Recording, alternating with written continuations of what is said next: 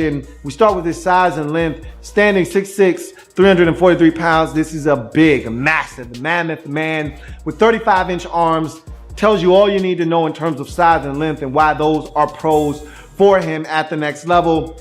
He's got sneaky movement skills. When you watch him, you say, okay, this guy's 6'6", he's 343, he can't be that good of an athlete, but when you see him get out on the edge, I'm like, wait, this guy's moving. Okay, a couple of those tunnel screens, a little bit of those bubble screens, a couple of running back screens. You watch him against Tennessee, they get him out on the edge, and he is just getting out there and mollywopping guys, and so he can move. Sneaky movement skills for a guy that's damn near 350 pounds. He anchors well. Look, if you're 6'6", 343, your ass better anchor well. You better be able to dig your heels into the turf and say, hey, you're not moving me, okay? You're not going to move me and jack me up, put me on skates and get me into the lap of the quarterback. You better be able to anchor down and say, hey, man, the party stops right here. And he can do that very well at 6'6", 343 pounds. Ability to recover. When you got 35-inch arms, you don't have to be perfect in your technique. You can miss, you can lunge, and still recover. You can get beat to the inside and use those go-go gadget arms to extend and push a guy around the quarterback and allow the quarterback to step up and throw the football. He has the ability to do that with those 35-inch arms.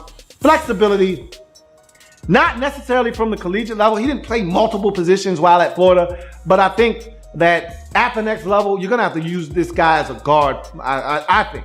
I don't think this is a guy that's going to be able to survive outside at tackle unless it's in a pinch and you need a guy to step in for you at the tackle position. He may be able to do that for you, but I think he's going to be more suited as a guard at the next level. We'll find out. The Raiders have a huge hole at right tackle right now. I think that's a position that they feel like they need to address, and I think they may feel like David Sharpe could be that guy for them, and that may be the case. I just don't think necessarily that is the case, but we'll find out. We'll see what they have in store for him. When you spend a 4th round pick on a guy, I think the initial idea is that we'll try him at tackle first, and if that doesn't work, we'll kick him inside the guard. And so I think that's where that flexibility may come in to play. And then finally, he played in the SEC, and like I tell you all the time, that's a pro. All right, you're going up. I watched this guy up against some elite pass rushers, NFL caliber pass rushers. I saw him against Charles Harris. I watched him against Derek Barnett. I watched him against Jonathan Allen. I watched him against the nation's best on a week in, week out basis. That's what you get when you play in the SEC. You're playing against NFL caliber players every single week. And so that is definitely a pro. You go from that to his cons. And this is a guy that is the traditional, prototypical, Mike Mayock termed heavy-legged waist bender, if I've ever seen one. This is a guy that will lunge at you, that will not move his feet, but will instead lunge and look to reach to get his hands on a defensive lineman. And those savvy elite pass rushers, they know what's coming, and they're quick to slap down hands and beat him around the edge. I saw him get absolutely molested and abused, okay, by Derek Barnett. Barnett put on a clinic versus David Sharpe. It was brutal, okay? I watched Charles Harris, which takes me to my next con. Got his ass whooped by elite rushers, okay? I watched Derek Barnett put on a clinic versus David Sharpe. Remember, Tennessee was down big in that game. They came roaring back. Part of the reason why Derek Barnett was whooping David Sharpe's ass. All right.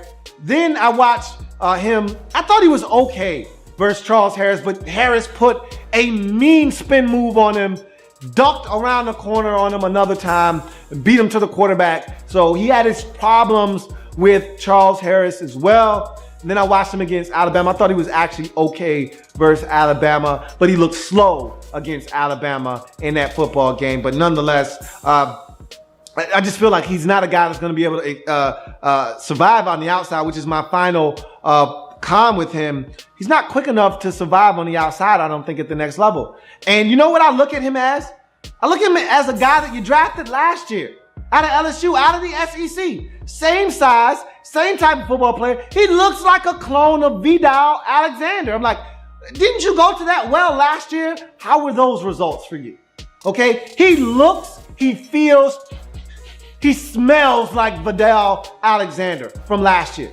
Another guy who I told you last year, I didn't think was fit to be a tackle at the next level. And I think you kind of found that out a little bit last year, that he's not a great tackle option, only in a pinch. So I have my reservations on David Sharpe. He's a guy that I think can get better. And if anyone you're going to trust to make this type of selection is an ex-hog and offensive lineman in Reggie McKenzie. So we'll see what he does with a young player like David Sharpe, who was really good for the Florida Gators. Don't let me deter you in thinking that this guy can't play, because he can. I just think that he struggles in some situations. He's going to see some elite athletes. You know, in the AFC West, you don't want to be a heavy-legged weight spinner. You don't want to put a guy out on the edge. You can't hide suspect tackles in the AFC West. Of all the divisions in football, the one division you can't hide suspect tackle play, AFC West. The Kansas City Chiefs can throw them at you in waves. So can the Denver Broncos, and the Chargers are on the come up with Joey Bosa and company coming after the quarterback. You can't hide suspect tackles in the AFC West. I don't think you should put David Sharpe on the edge. In the 4th round, 129th overall selection, Florida offensive lineman David Sharpe for me is a double. I think this guy is going to make a living at the next level as a guard, and a guy that in a pinch can play tackle for you, but I would not recommend it.